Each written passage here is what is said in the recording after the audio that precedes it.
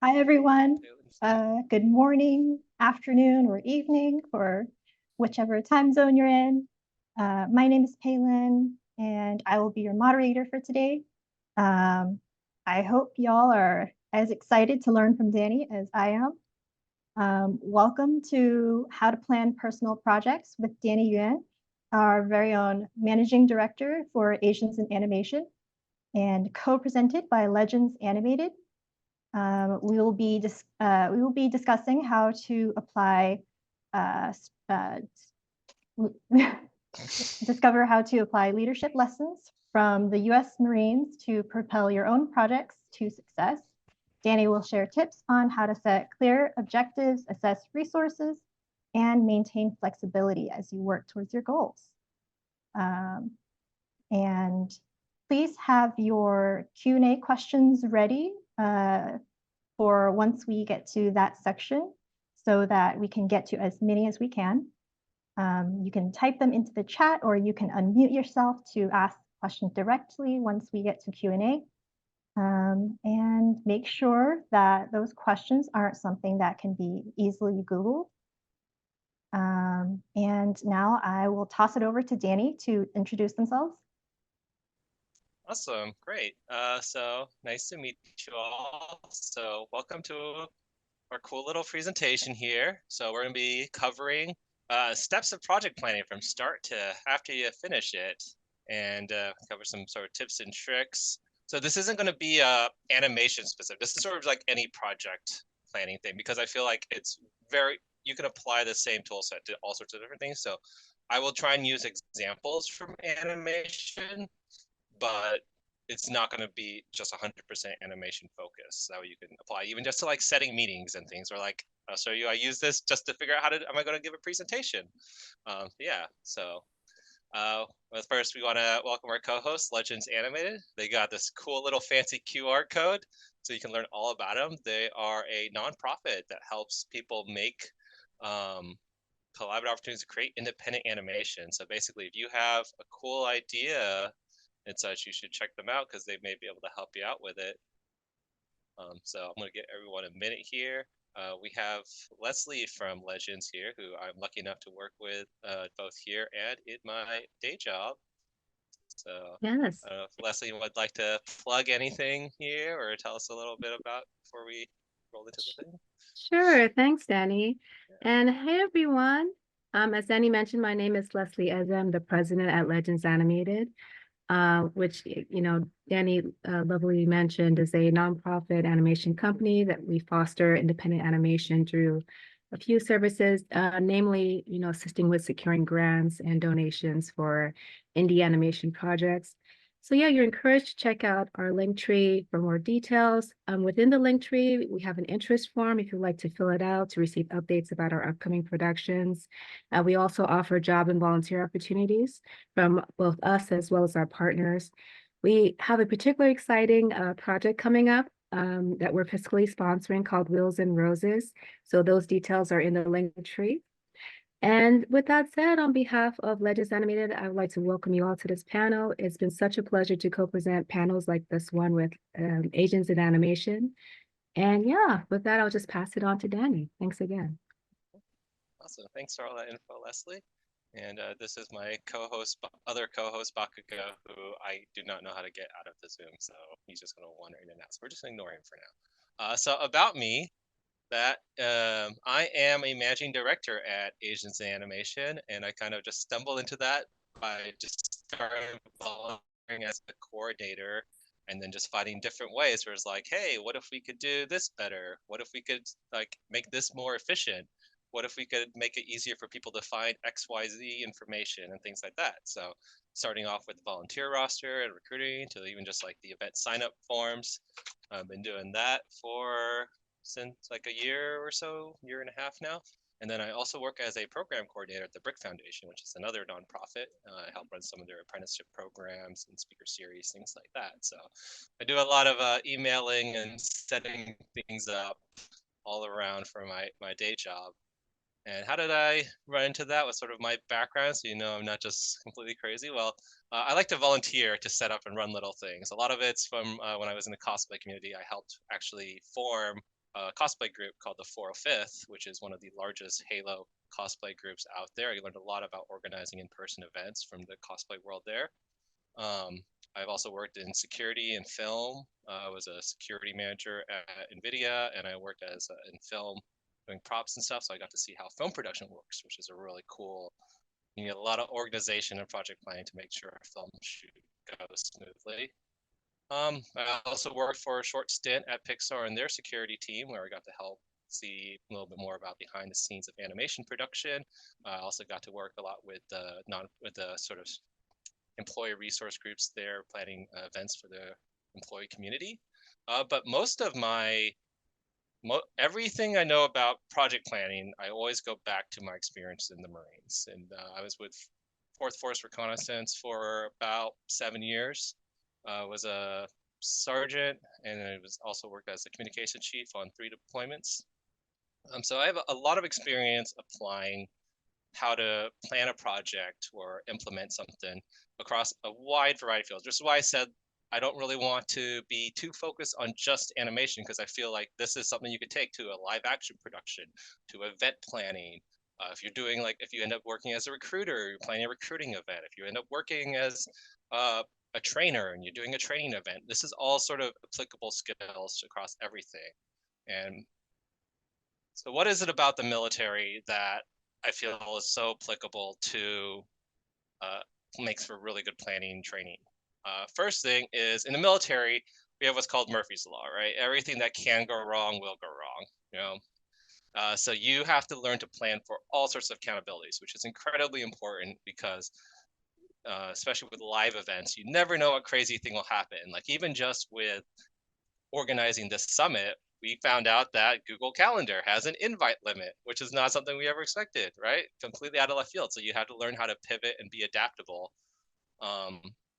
Timelines are very, very important. Like in the military, you always have to be 15 minutes early to everything. You have to make sure you're on time, because there it can be a little extreme. It can be life or death. But in general, like you have to hit deadlines, and that's very, very, very important in film production, because if you miss a deadline, you can end up having a ripple effect all the way down the line, right? Because you're blocking other departments, you're blocking other people from being able to do their job.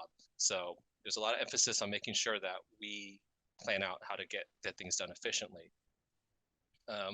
We also have to be able to adapt and overcome. So you have to work with a lot of limited resources. And this especially applies to personal projects, right? Because you don't have the resources of a studio oftentimes when you're doing a personal project. You may be very limited to what you can fundraise, what you can scratch out of your savings. And you may, even if you have more resource, like financial resources, you may not be able to just access to something. So you have to kind of make do if you want to get anything done. And ultimately, the way to get stuff done is you have to have goal-oriented thinking. In the military, it's all about the mission. You always have to remember what's your end goal. And I feel that is something that often gets overlooked with projects, where people will start doing things without really asking themselves, what am I trying to accomplish here? And am I going to get to it? Am I actually accomplishing what I want to do? So the first lesson I really want to go over is when you start your project, you have to think about what is your intent. In the military, we kind of refer to it as what is your commander's intent? You know, what is the goal? What is the essence of what we're trying to do here, right? And this can be incredibly big, right? It can be on a strategic level of like, hey, our goal is to, you know, stabilize X region or whatever. So that might be a little bit much for a personal project that we're doing. Oh, real quick, do I think a 12-hour, 20-hour time? Used to be 24. Now everyone writes in 12-hour though, so I just do 12-hour time. So either one works. But going back to intent, sorry, kind of just the chat window there. Going back to intent, you have to think, what's your overall goal, right? It doesn't have to be something as grand as, you know, whatever military crazy strategic goal, political goal, but it has to be something like, okay, if we're holding a meeting, why are we holding this meeting? Why are we gathering all these people together? Rather than like, yeah, we're holding a meeting because that's what we're going to do. So there's a great book that my boss at my other job at BRIC gave me called The Art of Gathering. And it says like, you know, even something as simple, well, not simple, but something like planning a wedding, right? People plan a wedding not thinking really like, well, what do we do? We're planning a wedding because that's what people do. Why? Is it to bring families together? Is it so your partner can meet and connect with everyone? Is it to Is it mostly symbolic? Like, is it for your parents? Is it to repay your parents? Is it to kind of cement things for future generations? Like, knowing what you're trying to get out of it is very, very important, because this is going to be your North Star. You're going to run into a lot of questions with any project you're doing. You're going to run into a lot of obstacles, and you're going to have to change things. Like, we were going back to that first rule that anything that can go wrong will go wrong, right? But you'll have to make changes, but you want to make sure those changes are still guiding you on the right path. So a good example is if your goal is to make a short film, are you doing it as a personal educational project, or are you doing it to fun, to sort of like as a Kickstarter sort of thing to raise funds for a bigger project? Are you trying to bring awareness to a cause? And that will make all sorts of different things. So like a good example is people making portfolio pieces often may get bummed out because it didn't get many likes. It didn't get enough attention on social media. But is that really what you're trying to get with that portfolio piece? No, you're trying to get a job. So really, if that one like came from a recruiter, that's far more important than getting 1 million likes from fans that aren't going to hire you for a job. Or if you're trying to do commission sales, it's very, very different. So never lose sight of that. Especially with personal projects, because you dictate, because you're in charge of it, right? So this can be a little more qualitative, and it can be a little bit more nebulous and idealistic. And then the more quantitative one, the one that you're going to be measurable, is going to be your objective. So like when there's lesson plans in the military, they'll have what's called a terminal learning objective, what's sort of like the end goal. So like, for example, the terminal learning objective of this class is for everyone to know how to plan and be able to organize their own projects. And then the actual enabling objectives are, what are those actual tangible things that we want people to walk away with that will allow them to reach that end goal. So if your end intent is we want to bring awareness to a cause, what does that tangibly look like? How will we be able to measure that you actually accomplish your goal? So this is you can break these down a lot, but you want to start with something sort of broad, right? Okay, if I'm trying to get financing for a project, and the main goal, maybe I have to be able to show this at a film festival where I can get distributors to look at it, right? And then you can break these down more. So going back to my example here, my intent is to give entry-level folks in the animation industry a framework for tackling personal projects, right? That's kind of nebulous. Sorry. So what does that actually look like? Okay, we're going to hold this presentation. It's going to cover all the instructional things. And then if I break it down further, now I have a list of, okay, what does that actually mean? What do I want everyone that attends here to be able to walk away with? And so this is actually what I used when I was trying to plan out this presentation. So that I made sure I covered everything that is actually, I feel, is important for people to learn.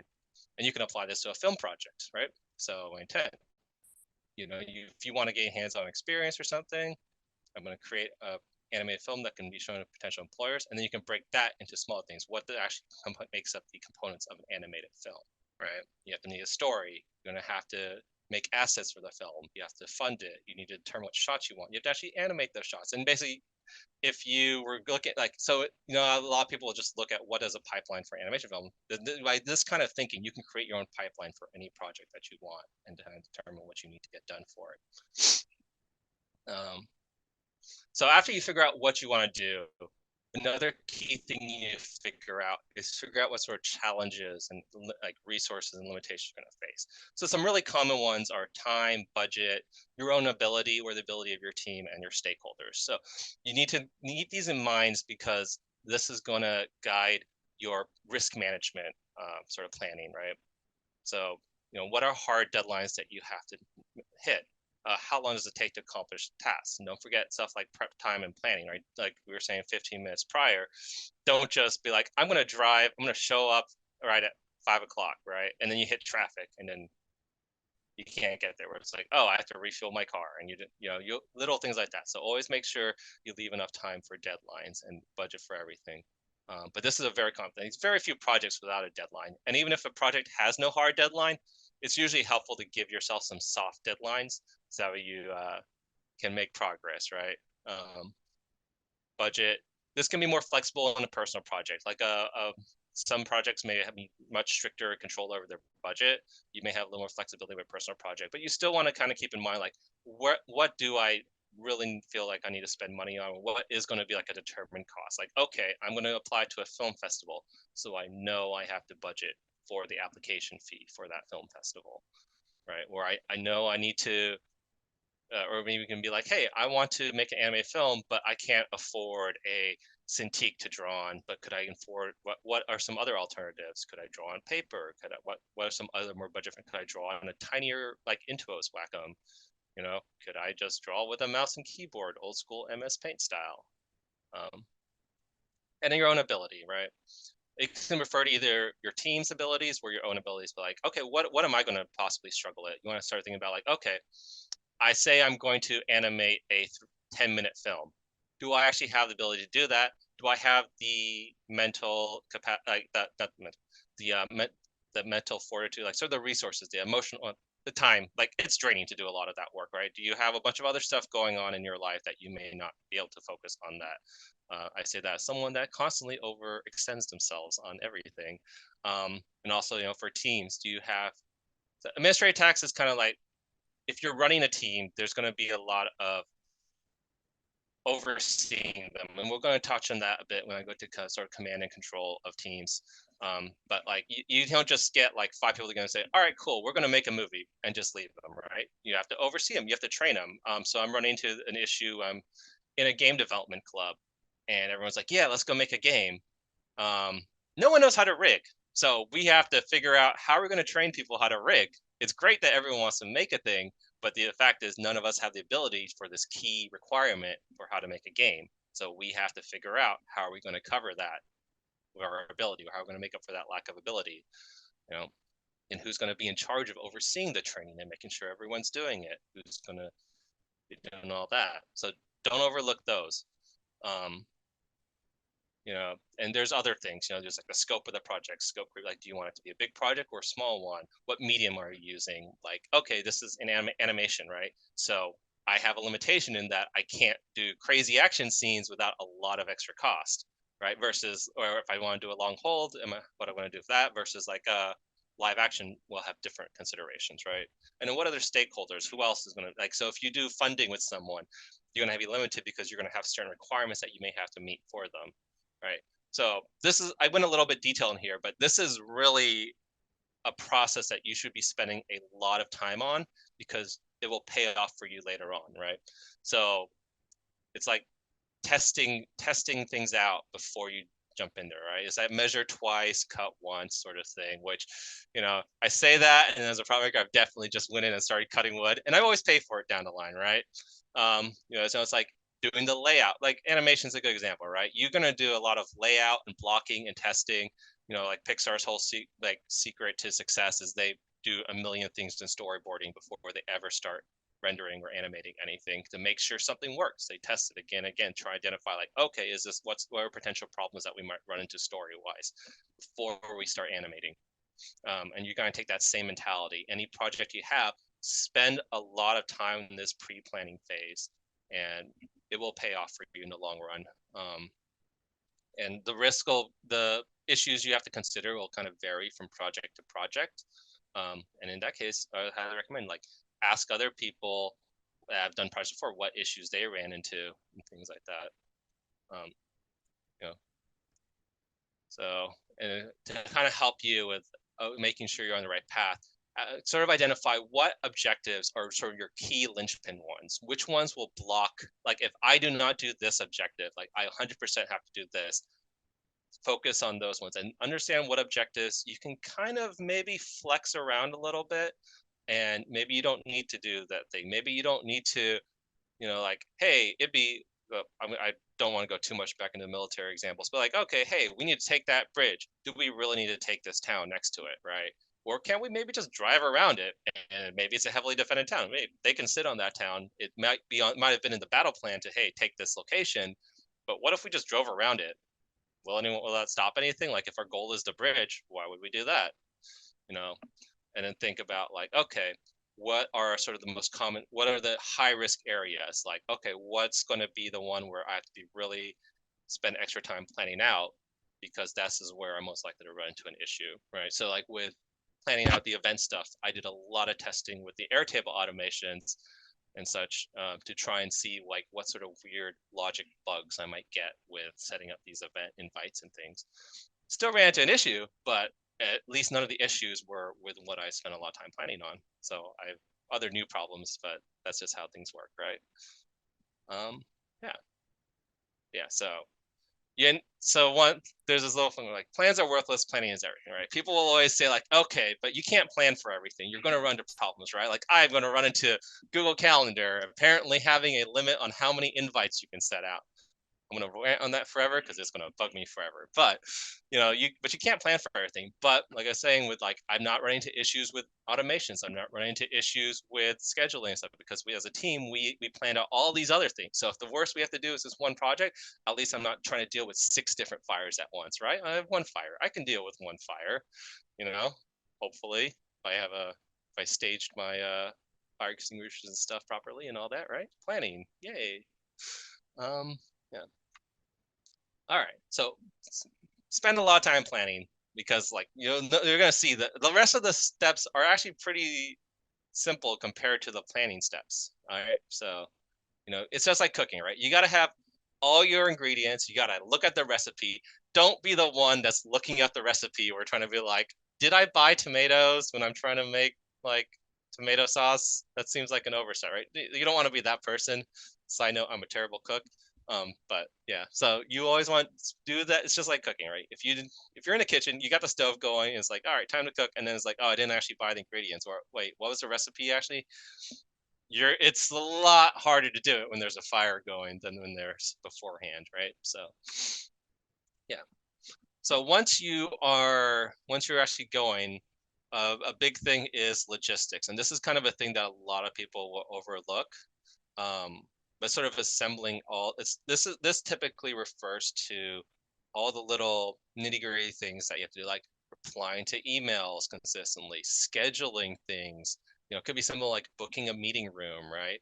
Like coordinating schedules and things like that. These are not things that typically show up on like, oh yeah, here's what we need to do. But they are the things that will completely collapse a project when you're like, yeah, we're gonna hold our film screening here. It's like, and then get there, and it's like, oh, did anyone actually call and like reserve the room? Did anyone actually call and check if the theater could hold their screening? Or did anyone actually register, fill out the registration form? It seems silly, but these are things that will derail a project, and that does happen a lot. So having someone, so this is where those of you that want to be like production coordinators or production administrators, you're basically the logistics persons for a lot of things, right? Like there's an event, where are the chairs? Like where are the markers, like pen and paper and stuff, right? Like, so you invite all these speakers there. Do they have a way to take notes? Is that where you're going to have everyone trying to like write on their phone during the presentation? Little things like that. That's what a lot of producers are dealing with, all these nitty gritty things. And it's a lot of little details, so I won't get too in depth because it could be a whole little thing, and it also varies a lot based on the project, right? The specific logistics of running, setting up a communication center in the middle of a desert versus setting up a film shoot versus setting up an animation production. They're all very different, but the key is like these little details that are so easy to overlook do have huge ripple effects. So this is where you want to, if you're in charge of it, be very detail oriented, or get someone that is very well minded. Get a production person that is very, very good attention to detail with these sort of things, right? Because they make a big difference. Next thing, communications, command and signal. This is where I really kind of worked in. I was in communications in the military, so I really enjoy doing this. But how will you keep your team updated where well? So so this is where we're going back to the administrative tasks of teams, right? So it's great to get a team of people. I've worked on projects where people are like, yeah, I need to hire a storyboard artist for this project. It's really cool. I'm going to do this game project. Let's get modelers stuff. They bring all these people together. They invite everyone to a Discord server, and then I don't know where I never hear updates for about the project. I'm like, yeah, sure, I'll help out, and then never get any email, never get any notice, and the Discord server is never updated. So it's like, I guess we're supposed to be working on something, but is anyone actually aware of what the other person's doing? And people are just sitting, not doing anything, being on part of this team, this project that actually isn't making any progress. So make sure everyone's kind of on the same page of where will updates be planted at, where will we be able to check in, where do we share our updates and progress, and where can leadership be able to glance and be like, okay, hey, look, Bob is free in the art department, let's actually have them drawing something, you know. And it's a rough skill, it's a full-time job. This is why, like I was saying, like once you start having a team, managing that team becomes a role in and of itself, right? So keep that in mind if you want to expand people.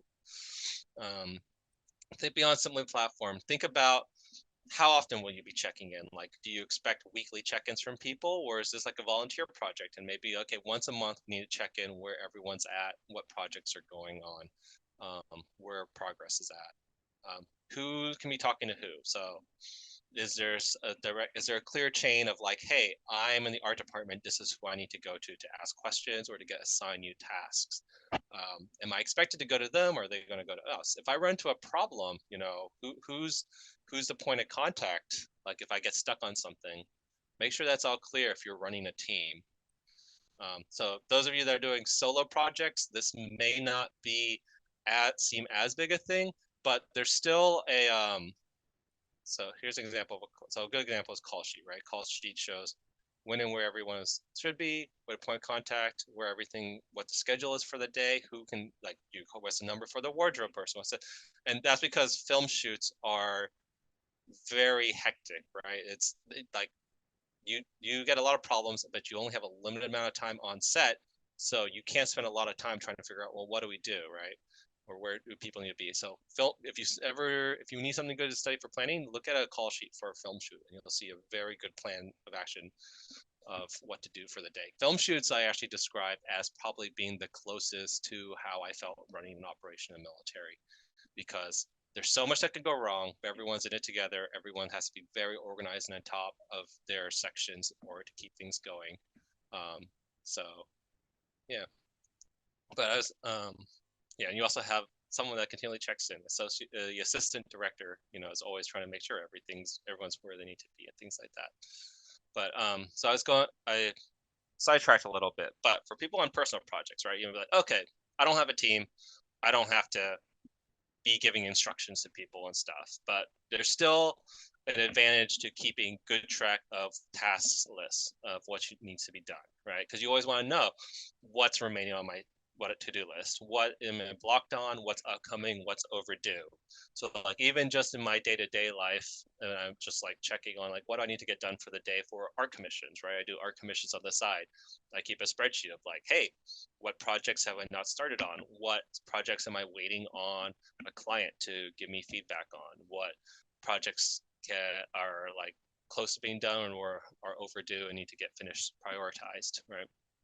So, and then because you want to be able to have that at a glance look, whether you're on a team or individual, so you can continue to see like, okay, where am I at with this project? So that way you're not just sitting there like, I guess there's progress being made, right? You can make sure, yes, there's actually progress, or no, there isn't. And you can kind of take up time to reassess it.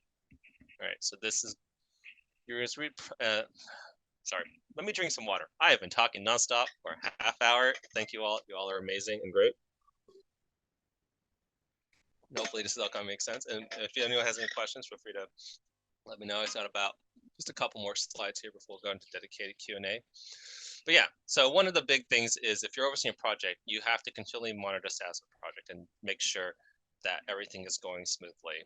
I said, like, it's very easy to start a project, but keeping the momentum going requires a continual process. You have to constantly look and be like, okay, are we actually on track to hit things?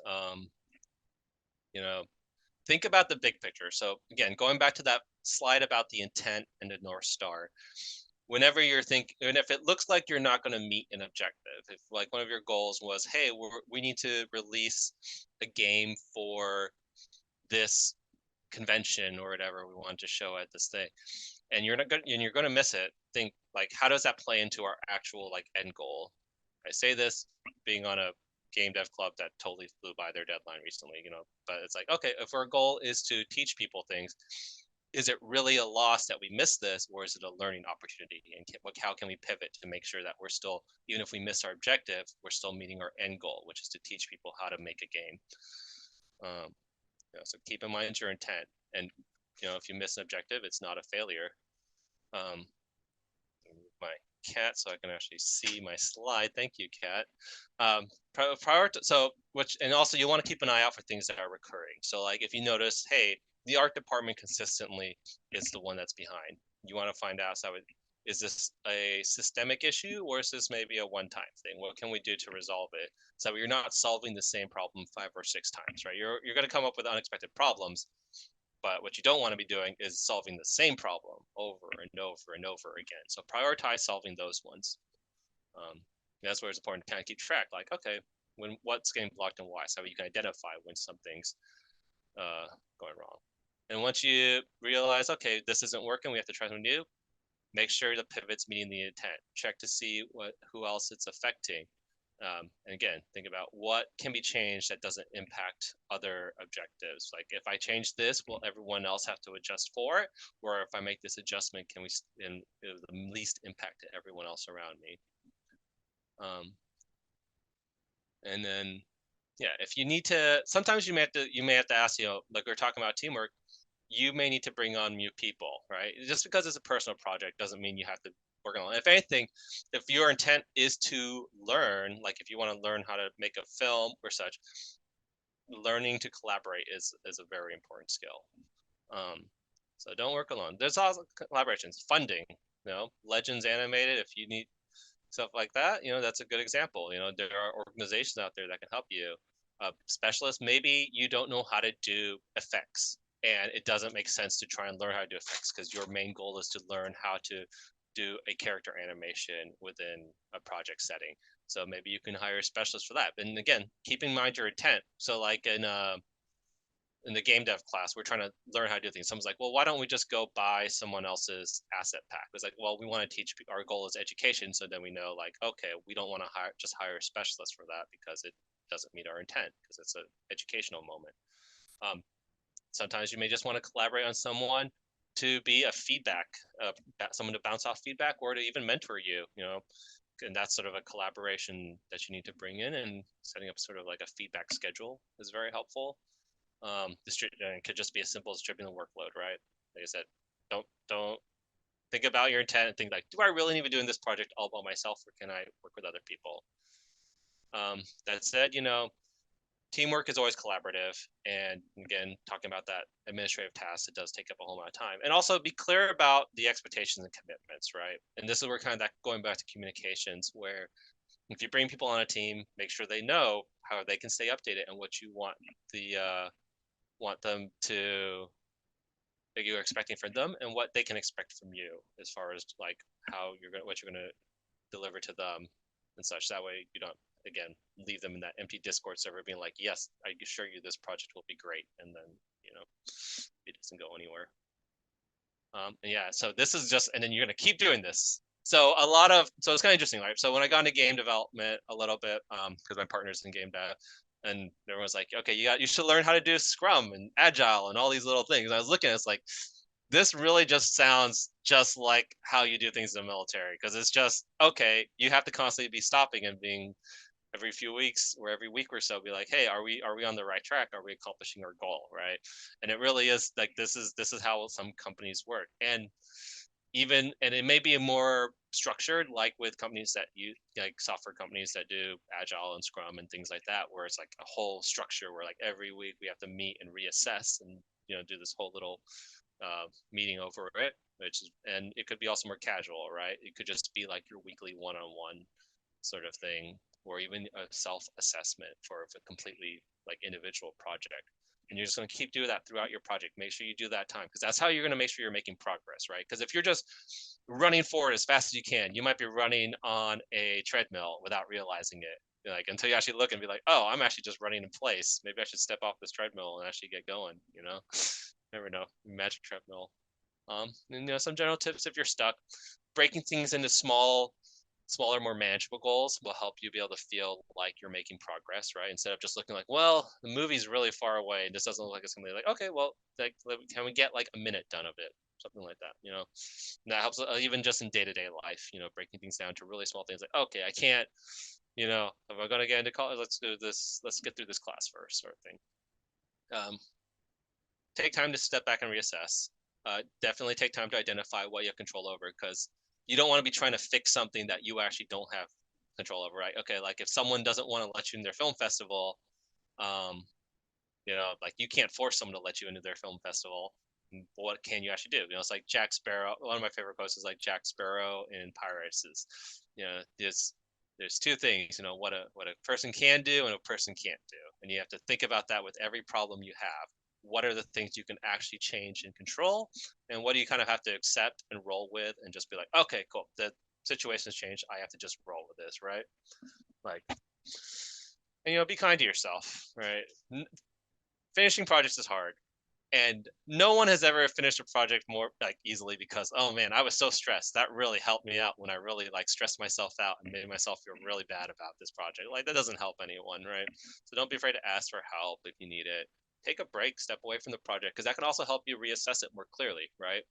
Like if you start getting to work in like larger and large companies, you'll notice like a very common thing is like they give space for leaders and managers to go and take a walk away from project. Even something like an animator, right? You're not going to stare at the same animation nonstop and be like, well, eventually this will get better. Like sometimes you just got, I got to go take a walk, and then I'll come back to it with a fresh set of eyes and I'll be able to look at better. So be kind to yourself. Make sure you're enjoying yourself throughout the process. Again, stress doesn't solve problems, and you know advantage of outside the military, most and like maybe healthcare field stuff, most of us aren't dealing with life or death, so it's don't stress too much. We're usually like, another thing that helps me sometimes, I think, is like, what's the worst case scenario that comes out of if this thing fails, and I start planning for like, okay, what will I do in the worst case scenario, and usually it's nothing like, it can suck, but it's never anything like, oh yeah, no, like the world's going to explode, I'm going to press the button and we're going to Oppenheimer the whole world. Most of it's just like, okay, if we can't deliver this movie on time, what's going to happen? Yeah. So we're all finished, right? We finished the project? No, you have to do one more round of assessment. So this is a thing in the military, an after action report. After every mission, you have to go back and to be like, how was it? What did we run into? What issues did we do? Where did we succeed? You always have to do this. So this is how big I am on reassessing things, right? And going back to like when I was saying like trying to figure out what obstacles you might run into, one of the best things to look at is how other people ran into obstacles, or even what obstacles you ran into before. So you want to do an after action assessment with yourself or your team, and definitely, and always think about your intent, right? Because it's very easy to be like, well, we did our objective, but did we actually accomplish the larger, like more qualitative, qualitative goal that we were aiming for? So always think about that, because it's very easy to get lost. Is it mistake the forest for the trees, or you don't see the forest for the trees, sort of thing, right? Because you're staring so intently on one thing, you don't see the bigger picture. You'd be like, yeah, we finished this project on time, but the client we were trying to get a contract with already went with someone else or something like that. So it doesn't matter that we finished the project if we didn't get our end goal with it. Yeah. So just to kind of review, I'm about wrapped up here. When you're going through a project, ask yourself, what is your intent? What are your key and supporting objectives? What are the tangible goals you have to accomplish? What obstacles and limitations will you face, and how do you plan to overcome them? Do you have a plan to ensure the resources are available? Are those logistical pieces in place? How will you command everything? How will you have oversight of everything and make sure that you're on the same page, that your team's on the same page, or that you're on track with what you're doing? Make sure you're continually reassessing. Do you have a schedule for when to make sure that everything's going on the right path? And after you finish, did you meet your goals? Where can you improve? And if you do everything right, then the Pomeranian gets a hat. It's kind of like and you want the Pomeranian to get a hat, because just look how happy that Pomeranian is, right?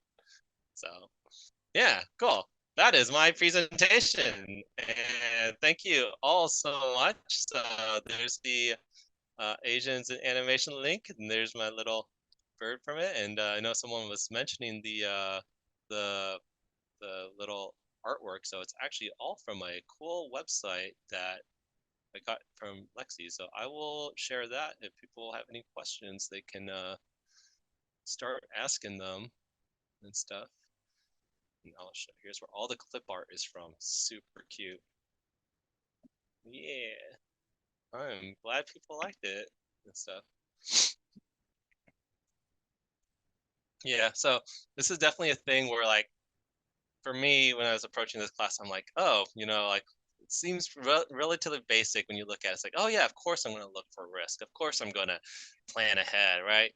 But it helps to be pretty systematic about this because it's one of those things where it's like, yeah, sure, I totally won't like lose my phone, and then I'm holding my phone, being like, where did I put my phone? We're like, yeah, I won't lose my glasses. I say as I wear my glasses on top of my head, being like, where are they? Sort of thing. So it's something you have to constantly do back and forth. Keep doing. You never know what little issues run into it. Yeah. So yeah. So I was trying to make a cool little worksheet that you could use. But I'm too cheap to pay for Adobe Acrobat, so it's not fillable. But I will share this that you can use as kind of like a worksheet to print and write down, old school with a pen and paper. If someone wants to turn into a PDF, they can, and I will also share my slides later on. Big thank you to Lexi for helping me out with the tools for the slideshow. Yeah, yeah. Let's see, put this back up. Yeah. Yeah, we got about 15-20 minutes for Q&A. If anyone has any project, or we can even run through a practice project. If no one has any questions, we can do a theoretical project. Or I can, all right, question. Okay. I plan to do a mini event from where I am from to help and connect other artists. I think I have a pretty clear goal in mind. I'm wondering what are some ways to get funding. So probably the first question I would ask is, what is the funding for? What is the funding needed for, right? Is it for getting a space? Is it for supplies? Because knowing that, then you could be like, okay, do I need funding, or can I maybe get someone to sponsor with the actual supplies or the actual location that I need? So that's sort of the main thing, because there's a lot of places to get funding. But the thing is, like, okay, so when I join a lot of projects, one of the first things we'll say is, well, let's get a Kickstarter going. Let's get a Patreon going. Let's get a GoFundMe going. And one of the things I always retort with is, why do we need that money right now? What do we need it for? What is it going to go towards? And make sure that's very clear first, because otherwise, yeah, you could raise $3 million, but what are you going to use with it other than embezzle it and like go on a crazy Cayman trip? Like what are you actually going to do with that? If someone came up and gave you a sack of money, what are you actually going to do with that? Is there a way to get the goal, reach a goal, without necessarily getting that extra funding? And then if you also know what it's for, maybe you can it's easier to find parties that might be aligned with your goals, right? So it's like, my goal is what do you need? Like, okay, I need school supplies.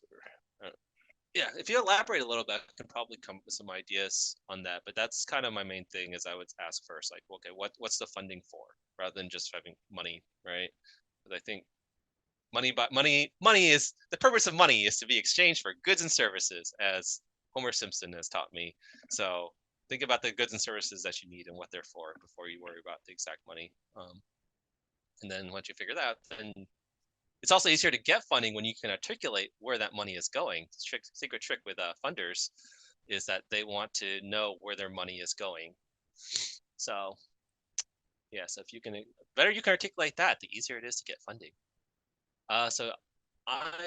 So Riri asks, I have a question. I'm very new to making projects, so I don't have much experience when it comes to directing and stuff. Do I need a manager to help me? It is very helpful. It's definitely helpful to get like a assistant producer or someone that can give you some guidance, like a mentor that can help oversee things.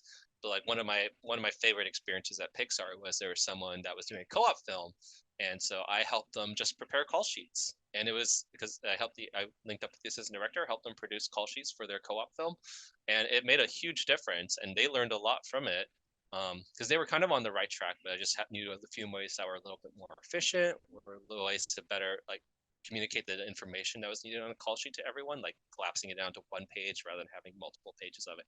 So having that little bit of experience, because a lot of it is maybe so specific to your industry that maybe like little kind of tips or tricks, like, you know, a film call sheet is a very specific thing, right?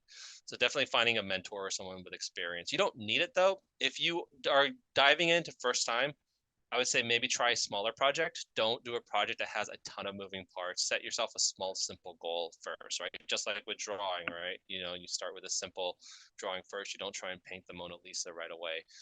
Same thing with managing a project. Don't try and take on a giant Kickstarter project that has hundreds of thousands of dollars on the line.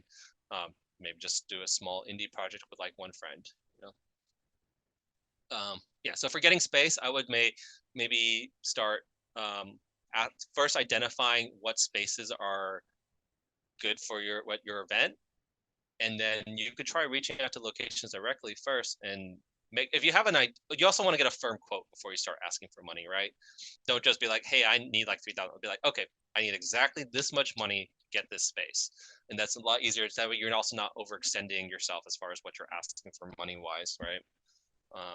Yeah, and also with getting a space, then you also open up the possibility like, hey, you can ask different spaces that you can look for spaces that might be free that offer it, or like, you know, like, hey, if all I need is power and a quiet room to meet up, is there maybe a library that has a meeting space that provides those, right? I actually do a artist group with like a local furry artist because I'm that person.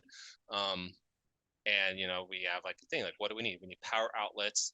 We need a place that won't kick us out after a few hours. Some access to restrooms. It has to be not too loud and stuff. And you know, normally the idea would be like, oh, well, we have to go to a cafe or whatever. We end up going to like a dessert shop because it fit our needs. Like after going through, like, what is it that we actually need from this space? And we found a dessert shop of all things, and that's where we meet at, and it works great. So yeah, so you never know. What would you? So yeah, so I said, going back, identify the exact space you need and try to look for that first rather than just think about the funding. What would you recommend if you have trouble committing to an idea, especially in the long term? Set smaller objectives. Because it's, if you set a really big nebulous idea, like you know, it's like when you're younger, people are always like, okay, come up with your 5-year plan. Where are you going to be in 5 years, right? That's never, no one ends up where they want to, like where they expect to be in 5 years. Oh, often they end up somewhere cooler and stuff. But if you set up smaller goals, you can usually meet those, and that also gives you more flexibility to pivot, right? There's the one quote I want to throw in was in Rogue One. It's like, you know, you take 1 yard, then the next, and then, you know, then you get there, and just make sure it's, you have like a, and again, you have that guiding star, that general intent that you want to go for. And then that's how you can kind of know like, oh, wait, though, this pathway is going to lead me to what I want. Even though I initially thought that this way was better, this is actually going to get me to where I want to be, right? How do you manage discipline? This is tricky because I definitely procrastinate also. Having those to-do lists helps a lot. Having small to-do lists are manageable helps a lot, because then you can actually feel like you're making progress. Because I feel like with procrastination, one of the big things is if it looks like, well, if I procrastinate now, it doesn't make any difference versus if I work and like no progress gets done, right? So that's an easy, if you're like, okay, wait, if I actually get like, I can actually finish this in like 5 minutes. I can actually finish this task. I can write this email asking for, you know, location. I can write this email to this game shop and be like, hey, can we rent out your space? How much does it cost, right? So these are small little goals that'll get you on the way. So that's what I find helps out a lot. Let's see, where are we at on time? Okay, we got 10 minutes and keep going here. All right, I tend to have issues with reviewing when a project ends since it feels so open-ended and I can spend so much time going over everything. What do you think would be like the top 3 questions, or even just one? I want to create a worksheet to help set a limit for yourself. Okay. Let's see. So having, so the intent is sort of a general thing. Having sort of one key goal, because you can always expand later on. So I think having a very clear, tangible like end state, having that one key objective to go for.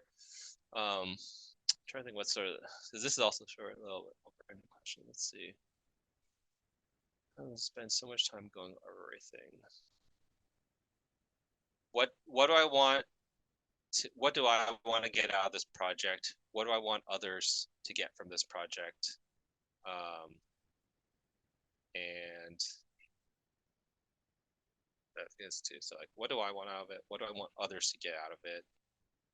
And I don't know. What's the third one I get? Like, let's see. So like when I was trying to figure out the volunteer spreadsheet, I was like, okay, what do I want of it? I want to reduce the workload that I have to do sending emails all the time.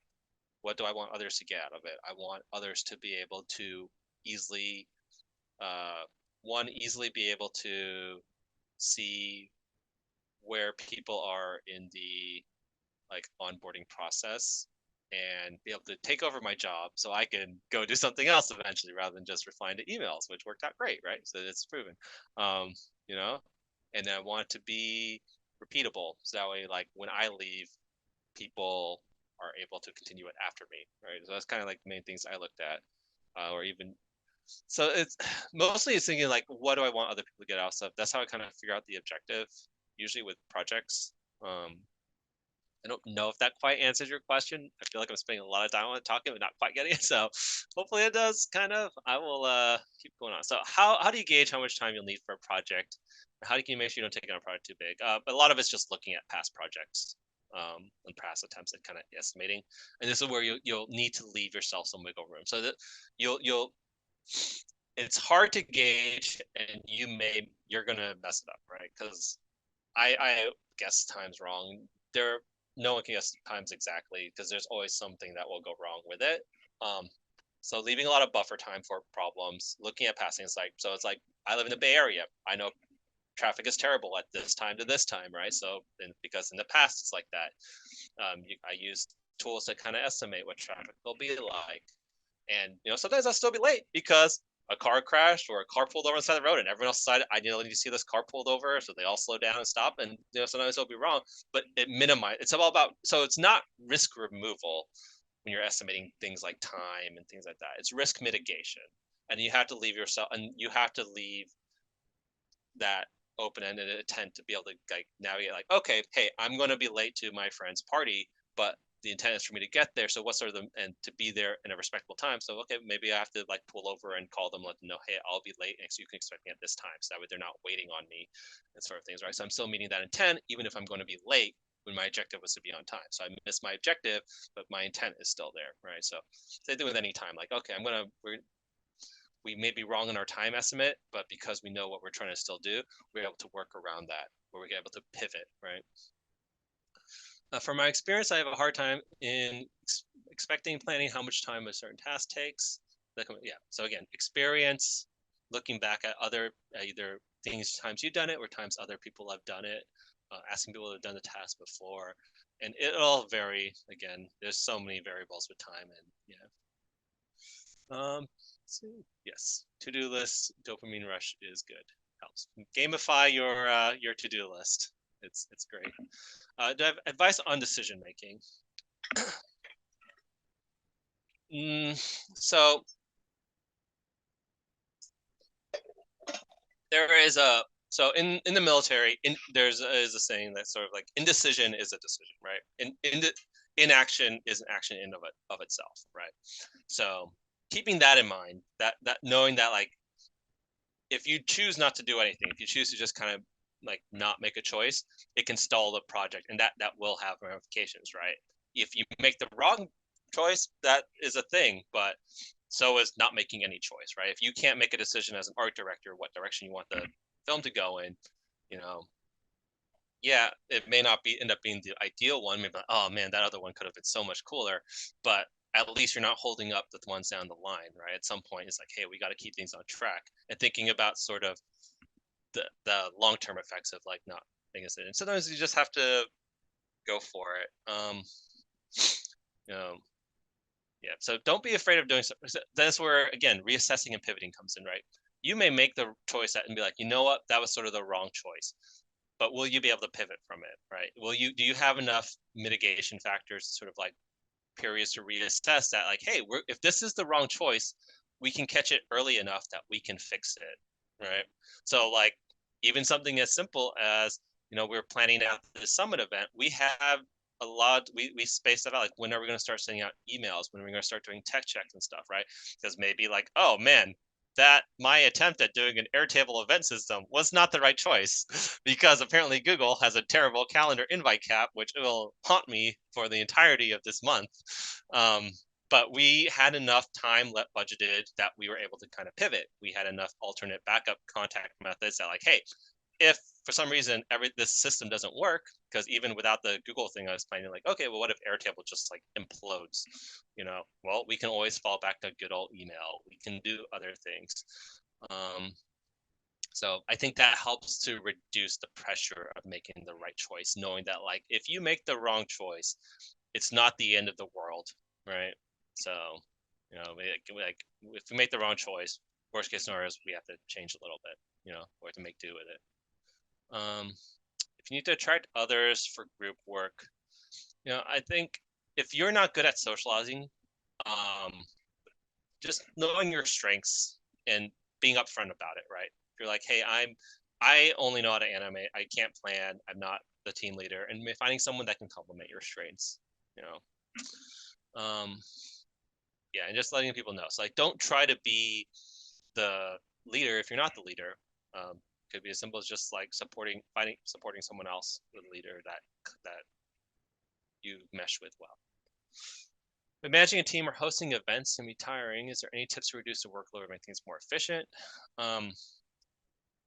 The better you're able to communicate what your intent is. So I keep going back to this. Right.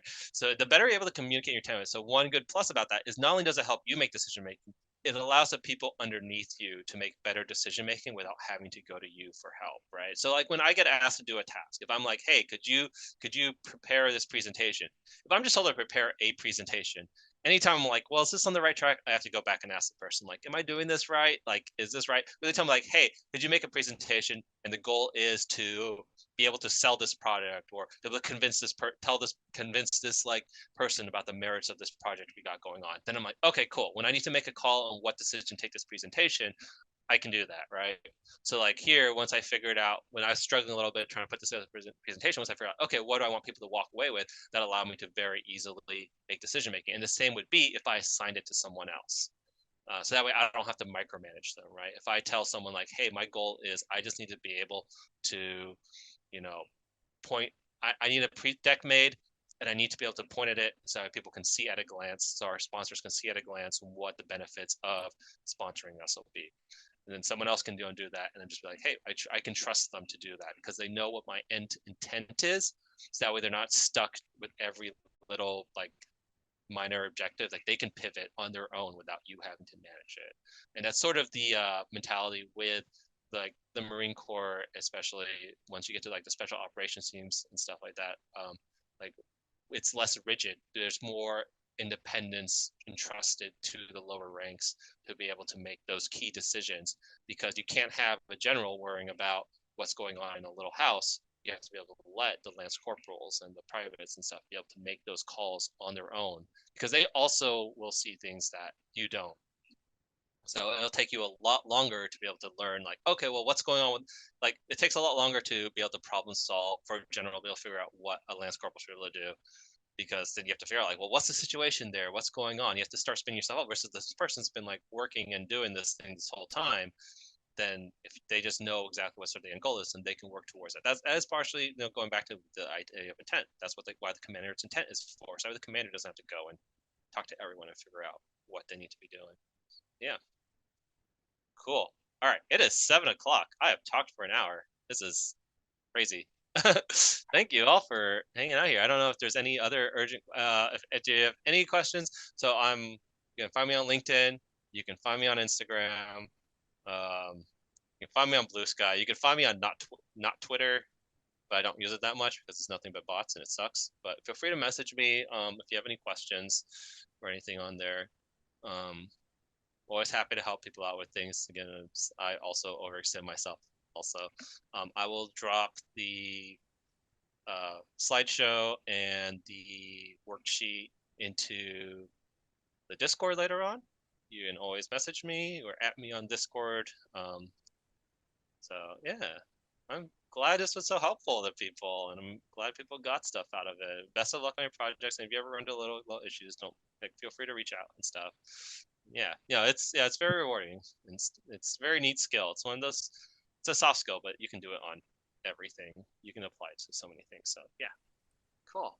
All right, that's it. I'm just gonna keep talking until Palin like gives me a signal to stop. Before we go, if anyone wants to take a group photo, you can open up your camera if you feel comfortable, and